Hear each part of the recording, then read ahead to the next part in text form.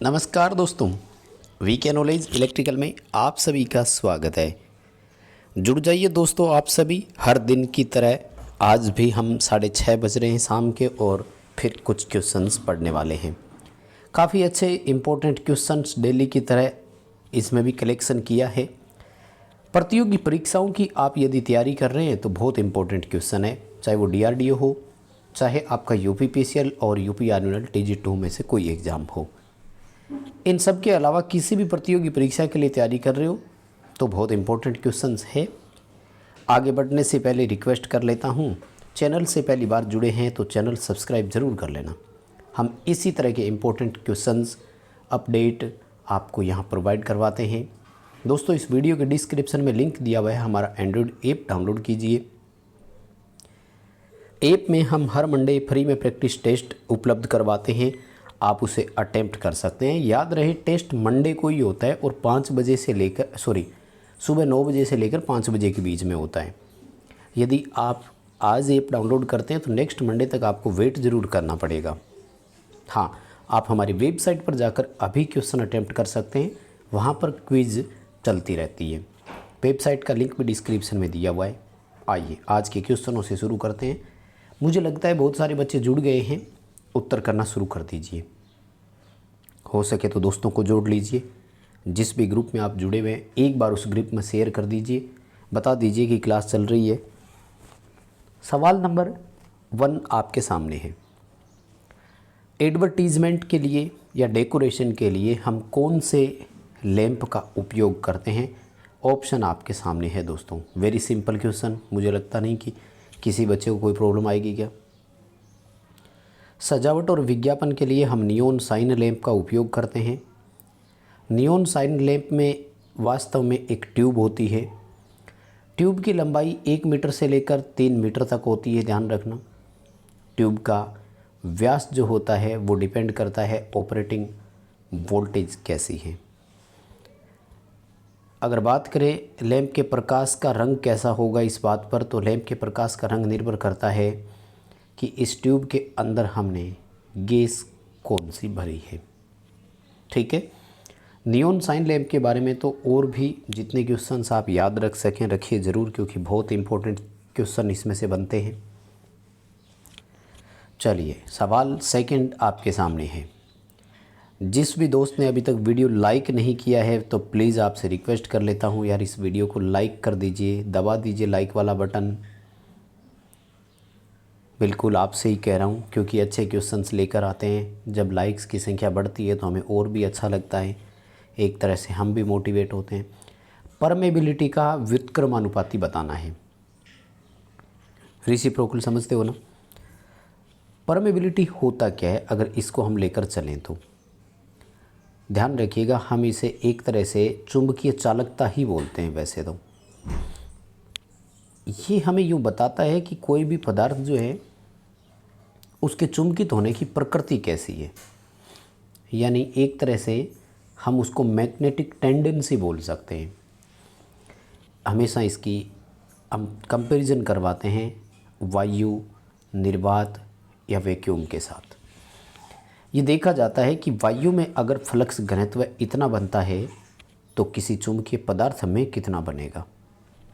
समझ गए सारे? परमेबिलिटी वास्तव में एक तरह से किसी पदार्थ के मैग्नेटाइज होने की कैपेसिटी ही है, आप यूँ समझ सकते हैं। और परमेबिलिटी को हम रिलक्टिविटी के व्युत्क्रमानुपाती मानते हैं। ठीक है, रिलक्टेंस जो होता है ये परमियंस का अपोजिट होता है और परमेबिलिटी जो होती है वो रिलक्टिविटी की होती है। परमेबिलिटी 2 तरह की होती है दोस्तों। 2 तरीके कौन कौन से इसके अगर आप ध्यान में रखें तो, एक को बोलते हैं एब्सोल्यूट यानी निरपेक्ष, और दूसरे को बोलते हैं रिलेटिव यानी सापेक्ष। रिलेटिव परमेबिलिटी का मान हमेशा इकाई लेते हैं, जबकि एब्सोल्यूट का 4 पाई इंटू 10⁻⁻7 हेनरी प्रति मीटर लेते हैं। यानी इससे एक निष्कर्ष और निकला है कि अगर कोई आपसे पूछे कि परमेबिलिटी की इकाई क्या है, तो आपको पहले तो ये समझना है कि वो कौन सी परमेबिलिटी के बारे में बात कर रहा है। अगर रिलेटिव परमेबिलिटी का पूछ रहा है तो वो यूनिट लेस है, उसकी कोई इकाई नहीं है। अगर वो एब्सोल्यूट का पूछ रहा है, एब्सोल्यूट को हिंदी में लिखते हैं या तो आपेक्षित या निरपेक्ष, रिलेटिव को हिंदी में लिखते हैं सापेक्ष। तो अगर एब्सोल्यूट का मान पूछे तो 4 पाई इंटू 10⁻⁻7 हेनरी प्रति मीटर होता है। और इसमें भी अगर आप ध्यान रखें तो एक क्वेश्चन और आता है कि किसको रिलेटिव मानते हैं, उस दौरान आपको फिर उत्तर करना है वैक्यूम, यानी वायु और निर्वात और फ्री स्पेस ऐसे ऑप्शन दे दे तो परमेबिलिटी हमेशा मुक्त स्थान या निर्वात के सापेक्ष ही दी जाती है। चलिए अगला सवाल आपके सामने है, सेकेंडरी डिस्ट्रीब्यूशन लाइन में कौन सी हानि नगण्य है। मुझे लगता है परमेबिलिटी के बारे में आपने काफ़ी कुछ सीखा है। अप्रिसिएट चीज़ों को ज़रूर करें, लाइक वाला बटन दबा दीजिए। बिल्कुल भाई आपसे ही कह रहा हूँ, आपने अभी तक लाइक वाला नहीं दबाया, दबा दीजिए यार, आपके अलावा सब ने दबा दिया, तभी तो इतनी लाइक्स की संख्या बढ़ी है। चलिए सवाल क्या पूछ रहे हैं, सेकेंडरी डिस्ट्रीब्यूशन लाइन में कौन सी हानि नगण्य होती है। देखो secondary distribution, primary distribution, primary transmission, secondary transmission, 3-4 तरह की लाइनें होती है, सबको याद होगी या एक बार फिर रिपीट करवाऊँ। पहले सेकेंडरी डिस्ट्रीब्यूशन पे ही आ जाते हैं। 650 वोल्ट तक, जीरो से बात कर रहा हूँ, सेकेंडरी डिस्ट्रीब्यूशन माना जाता है। 650 वोल्ट से अधिक और 11 किलो वोल्ट तक प्राइमरी डिस्ट्रीब्यूशन माना जाता है। ठीक है, उसके बाद में 33 किलो वोल्ट तक प्राइमरी ट्रांसमिशन और 33 किलो वोल्ट से अधिक अगर है तो उसे, सॉरी, सेकेंडरी ट्रांसमिशन और 33 किलो वोल्ट से अधिक है तो उसे प्राइमरी ट्रांसमिशन मानते हैं। वोल्टेज के आधार पर चारों लाइनों को आप याद रखें। सेकेंडरी डिस्ट्रीब्यूशन की ही एक पहचान है कि ये हमेशा 3 फेज और 4 वायर होता है। आपसे ये भी सवाल पूछा जा सकता है कि निम्न में से कौन सी सप्लाई 3 फेज 4 वायर प्रकार की होगी। 4 ऑप्शन देगा, primary transmission, secondary transmission, primary distribution, secondary distribution. तो ध्यान रखना 3 फेज 4 वायर हमेशा सेकेंडरी डिस्ट्रीब्यूशन होता है, बाकी तीनों लाइनें 3 फेज 3 वायर प्रकार की होती है। जो कंज्यूमर को हम टेपिंग प्रदान करते हैं, यानी उपभोक्ता कहाँ जुड़ा होता है, तो ध्यान रखें वो हमेशा सेकेंडरी डिस्ट्रीब्यूशन से ही जुड़ा होता है। आपसे क्वेश्चन पूछा जा सकता है कि विद्युत शक्ति के उपभोक्ता का संबंध निम्न में से किससे होता है। 4 ऑप्शन देगा, primary transmission, secondary transmission, primary distribution, secondary distribution. ठीक है, यहाँ तक बात को अच्छे से समझ गए। अब आइए इस क्वेश्चन का आंसर में। देखो त्वचा प्रभाव, स्किन इफेक्ट जो होता है ना, वो एसी में होता ही होता है, क्योंकि इसका संबंध फ्रीक्वेंसी से है। धारा चालक के ऊपरी सतह पर चलने का प्रयास करता है, इसका मतलब ये तो होगा ही होगा। समीपता होता है प्रोक्सिमिटी प्रभाव, ये भी एसी में होता है, एक चालक पास के चुंबकीय चालक को प्रभावित करता है। कोरोना जो होता है ना, ये एसी लाइन में होता है, लाइन वोल्टेज के अकॉर्डिंग, और तब होता है जब लाइन वोल्टेज 30 किलोवोल्ट प्रति सेंटीमीटर से अधिक हो। हमारा तो सेकेंडरी डिस्ट्रीब्यूशन 650 वोल्ट से ऊपर है ही नहीं। इसका मतलब ये उत्तर सही करना है आपको यहाँ कि सेकेंडरी डिस्ट्रीब्यूशन लाइन में कोरोना हानि नगण्य है। बताओ बात समझ में आई क्या? ऑप्शन दिख रहे हैं ना सबको ध्यान से?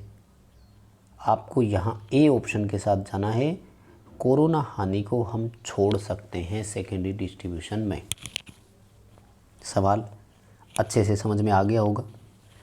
चलो फिर अगला सवाल, कैलकुलेशन करनी है और एक डाटा अधूरा दिया हुआ तो वो मैं बता दूं। पोल की संख्या नहीं दी तो आपको 4 पोल इसमें मानने हैं। 60 हर्ट्ज ईएमएफ इंड्यूस कर रहा है। जनरेटर की गति बताइए कितनी है जब जनरेटर में 4 पोल हो, ऐसा क्वेश्चन आपके सामने है।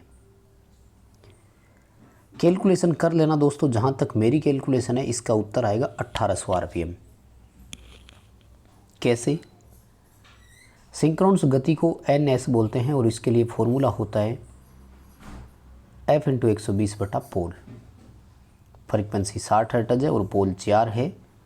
जब आप कैलकुलेशन करेंगे तो आंसर आपका 1800 RPM आएगा। हाँ, यहीं अगर फ्रीक्वेंसी 50 हर्ट्ज होता ना तो उस समय जो आपका RPM आएगा ना वो 1500 आता है ना। बहुत सारे बच्चों ने क्या फ्रीक्वेंसी को ध्यान में या तो नहीं रखते हैं। इस फॉर्मूले को याद रखो, एक पेपर में क्वेश्चन इसमें से ज़रूर आपको देखने को मिलेगा, ये कन्फर्म है। 3 कैलकुलेशन बनती है इसमें। वो चाहे तो आपसे पोल की संख्या पूछ सकता है, तो F × 120 बटा N, या फिर आपसे फ्रीक्वेंसी भी पूछी जा सकती है, तो Pn/120। कुल मिलाकर 3 फॉर्मूले हैं। कोई एक सवाल हो सकता है पेपर में आपसे पूछ लिया जाए, इसलिए सबको अच्छे से पढ़े। अगला सवाल देखो। क्वेश्चन कह रहा है कि एक चालक का जो इनिशियल रेजिस्टेंस यानी प्रारंभिक प्रतिरोध है वो 10 ओम है। व्यास और लंबाई दोनों दोगुना कर देंगे तो इसका नया प्रतिरोध क्या होगा। देखो, बहुत सारे बच्चे हैं ना जानते भी है। आप आंसर कीजिए, तब तक मैं आपको 2 बातें बताता हूँ, याद रखिएगा। प्रतिरोध दोस्तों लंबाई के समानुपाती होता है। रेजिस्टेंस क्रॉस सेक्शन एरिया के व्युत्क्रमानुपाती है। आज आपको एक नई लाइन बताता हूँ, समझना इसको। रेजिस्टेंस व्यास के वर्ग के व्युत्क्रमानुपाती है। व्यास का दे दे या त्रिज्या का दे दे, ध्यान रखें त्रिज्या के भी वर्ग के व्युत्क्रमानुपाती मानना है। यानी यहाँ समझने वाली चीज़ ये है कि अगर आप व्यास को दोगुना कर रहे हो तो इसका मतलब ये नहीं है कि आपका रेजिस्टेंस जो है वो आधा हो जाएगा कहीं। बहुत सारे बच्चे क्या व्यास और क्रॉस सेक्शन एरिया को एक जैसा ही समझ लेते हैं। दोस्तों, आपको समझना पड़ेगा कि व्यास से एरिया आता है और व्यास और एरिया से डिफरेंस निकलेगा। मैं आपको और बताता हूँ, सुनिएगा। अगर आप व्यास को दोगुना करते हैं तो एरिया 4 गुना होता है, इसलिए आपका रेजिस्टेंस 1/4 होगा।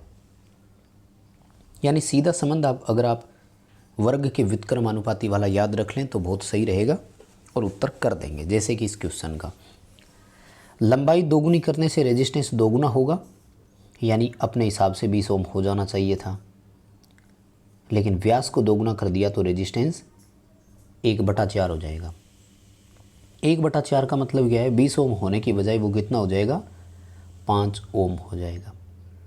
डी उत्तर सही आएगा यहाँ पर, ठीक है। 5 ओम डी जिसने भी किया है, आपका उत्तर बिल्कुल सही है। चलिए अगले सवाल की तरफ देखेंगे। क्वेश्चन पूछ रहा है कि एक प्रति वर्ग मीटर एक ल्यूमेन को क्या कहा जाता है। इसने क्या थोड़ा सा क्वेश्चन को उल्टा लिख दिया।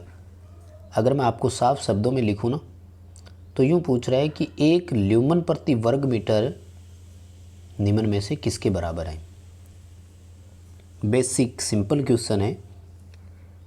एक वर्ग मीटर के लिए एक ल्यूमेन को क्या कहा जाता है। लैंग्वेज बदल दी माय डियर। इसे हम एक लक्स बोलते हैं और लक्स जो है वो प्रदीप्ति की इकाई होती है। इल्यूमिनेशन को लक्स में लिया जाता है, ठीक है ना, जिसको आप I/d² × cos थीटा वाला फॉर्मूला रखते हो ना, याद रखना। इसे काफ़ी अच्छा क्वेश्चन है, ठीक है। ये उत्तर बिल्कुल सही है। सवाल अगला, आपके अगला सवाल देखो क्या कह रहा है कि चालक पदार्थ का आवश्यक लागत खर्च। कोई एक चालक पदार्थ है, उसका आवश्यक लागत खर्च उस चालक पदार्थ की मात्रा को कम करके घटाया जा सकता है। तो ये कैसे संभव हो सकता है। यानी सवाल क्या पूछ रहा है अपन से, क्वेश्चन यूँ कह रहा है कि आपको ट्रांसमिशन लाइन में जो चालक काम में लेते हैं, हम कौन सा ले रहे हैं, ACSR। वो कह रहे हैं कि इसमें आप एल्यूमिनियम को कम करना चाहें। भाई सिंपल सी बात है, अगर एल्यूमिनियम का तार पतला होगा तो एल्यूमिनियम कम है ना। पतला तार कब लगाएं, जब धारा का मान कम हो, क्योंकि पतले तार का प्रतिरोध अधिक होता है। प्रतिरोध उच्च होगा तो उसमें से चलने वाली धारा क्या होगी, कम। अब हम सब जानते हैं कि ट्रांसमिशन जो लाइन होती है उसमें पावर तो कांस्टेंट होती है। अगर हम इसमें वोल्टेज का मान बढ़ा दें तो ही तो धारा घटेगी ना, क्योंकि ट्रांसमिशन लाइन में I = P/V होगा। कांस्टेंट पावर पर अगर वोल्टेज के मान में वृद्धि करें तो धारा कम होगी। कम धारा के लिए पतला तार लगाएंगे, पतला तार लगाएंगे तो धातु में बचत हो गई। भी सिंपल सा ऑप्शन या आंसर मैं कहूँ तो आपके सामने है। सारे ऑप्शन को अगर आप ध्यान से देखें, सी उत्तर आपके सामने है, ट्रांसमिशन वोल्टेज में वृद्धि करके। ठीक है, सी उत्तर के साथ ही जाएंगे। अगला सवाल देखो आपके सामने है। 5 एम्पियर की लाइन धारा लेते समय डीसी सीरीज मोटर का टॉर्क 10 न्यूटन मीटर का है। यदि लाइन धारा को बढ़ाकर 10 एम्पियर कर दिया जाए और मान लीजिए कि मोटर रैखिक चुंबकीय क्षेत्र में संचालित है। अच्छा, इस शब्द का मतलब समझ रहे हो? इस शब्द का मतलब है मोटर असंतृप्त है, सैचुरेट हुई नहीं है। तो बताइए अब मोटर के टॉर्क का मान क्या होगा? दोस्तों, डीसी मोटर में जब मोटर सैचुरेट नहीं हो तो टॉर्क आर्मेचर धारा के वर्ग के समानुपाती माना जाता है। ध्यान रखना, धारा को हमने 5 एम्पीयर से कितना कर दिया? 10, यानी हमने आर्मेचर करंट को दोगुना कर दिया, तो टॉर्क में वृद्धि इस दोगुने के वर्ग के अनुपात में बढ़ेगी। वर्ग के अनुपात का मतलब हो गया टॉर्क में 4 गुना वृद्धि होगी। समझ गए? 10 न्यूटन मीटर का टॉर्क था तो अब 40 न्यूटन मीटर का टॉर्क होगा। बी उत्तर आपका यहाँ सही है। सिंपल क्वेश्चन है, लेकिन याद रखना डीसी सीरीज मोटर का तो एक क्वेश्चन जरूर आएगा टॉर्क वाला। तो खासतौर से यूपीपीसीएल और यूपी आर्डिनल ने तो लास्ट टाइम भी बहुत क्वेश्चन दिए थे। अगला सवाल देखो। एक 4 पोल लेप वाउंड शंट जनरेटर में फील्ड और आर्मेचर का रेजिस्टेंस 50 और 0.1 ओम है। 100 वोल्ट 40 वाट वाले 60 लैंप को सप्लाई देता है। आर्मेचर धारा का मान ज्ञात करें। दोस्तों, शंट जनरेटर में आर्मेचर करंट के लिए फॉर्मूला लोड करंट और शंट फील्ड करंट का योग होता है। हमें यहाँ ना तो लोड करंट दिया है और ना ही शंट फील्ड करंट दिए। एक एक करके कैलकुलेट करेंगे। सबसे पहले लोड करंट ज्ञात करेंगे तो इसके लिए P/V का फॉर्मूला लगाएंगे। लोड करंट का जो फॉर्मूला है वो P/V से है ना। तो इसमें देखो पावर कितना दिया है? 40 वाट के 60 लैंप, यानी 2400 वाट का लोड हो गया। 100 वोल्ट प्रत्येक लैंप को मिलता है, इसका मतलब 24 एम्पियर जो है वो लोड करंट हो गया। शंट फील्ड करंट के लिए फॉर्मूला लगाएंगे V/RSH। वोल्टेज 100 वोल्ट है और शंट फील्ड को 50 ओम रेजिस्टेंस अपन को दिया हुआ है, तो 2 एम्पियर करंट हो गया। दोनों धाराओं को जब आप जोड़ते हैं तो 24 और 2 26 एम्पियर करंट बनता है। 26 एम्पियर को 0.1 से आप मल्टीप्लाई करेंगे। मल्टीप्लाई करने की ज़रूरत ही नहीं है, आर्मेचर धारा ही पूछी है तो 26 एम्पियर उत्तर हो जाएगा, है ना। अगर आर्मेचर का वोल्टेज ड्रॉप ज्ञात करना होता तो आप 26 को मल्टीप्लाई करते। अगला सवाल एक अल्टरनेटिंग वोल्टेज को लेकर है, जिसमें ये दिया हुआ है समीकरण 50 sin 100t। इसका एम्पलीट्यूड और फ्रीक्वेंसी आपसे पूछी गई है।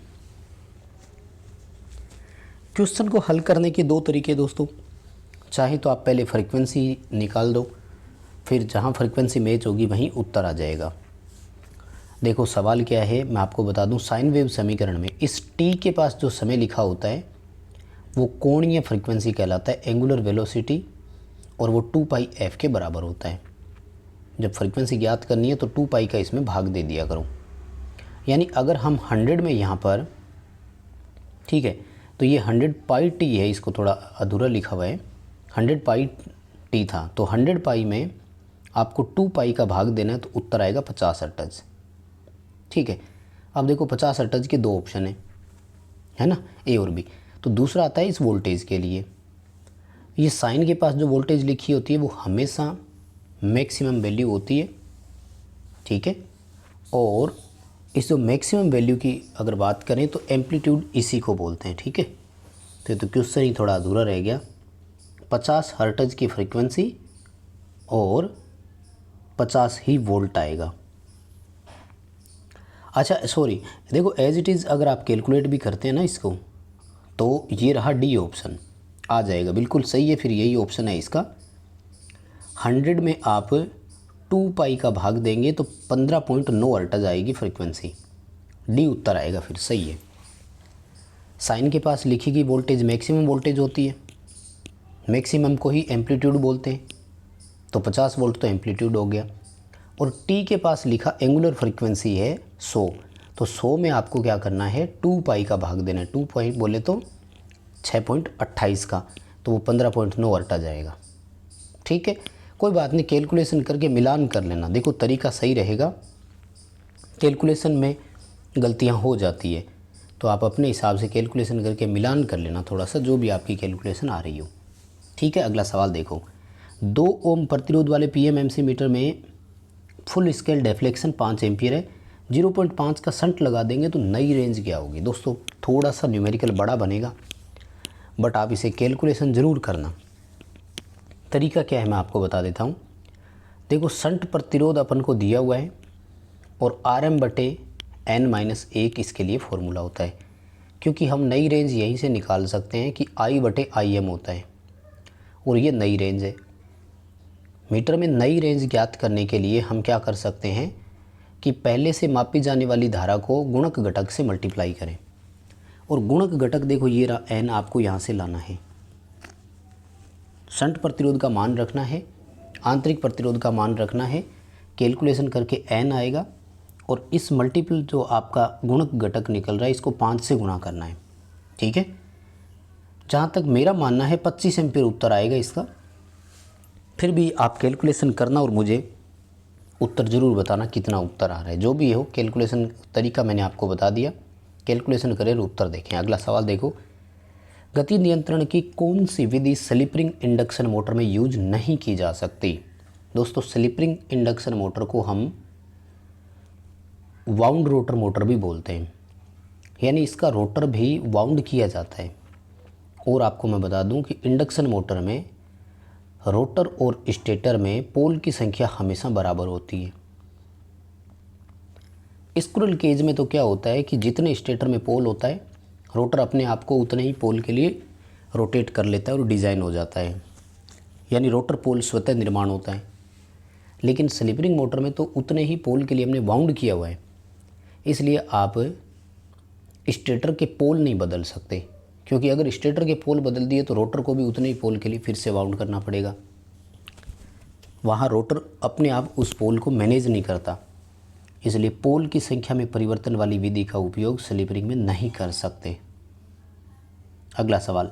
शंट प्रतिरोध की तुलना में एमीटर का प्रतिरोध क्या होता है, तो एमीटर का प्रतिरोध अधिक होता है। ये मीटर की कॉइल है, इसके समांतर में निम्न मान का जब रेजिस्टेंस जोड़ते हैं ना, तो उसे शंट प्रतिरोध बोलते हैं। ये RM मीटर का प्रतिरोध है और ये RSH शंट का प्रतिरोध है। एमीटर और शंट हमेशा समांतर में जुड़े होते हैं, ये ज़रूर आप ध्यान रखना है ना। तो चलिए दोस्तों, यही करवाएंगे आज की इस वीडियो में क्वेश्चन। जल्द ही आपके सामने बाकी बचे हुए क्वेश्चंस और लेकर उपस्थित होंगे। आप बस लाइक वाला बटन दबा दीजिए, दोस्तों के साथ शेयर कर दीजिए।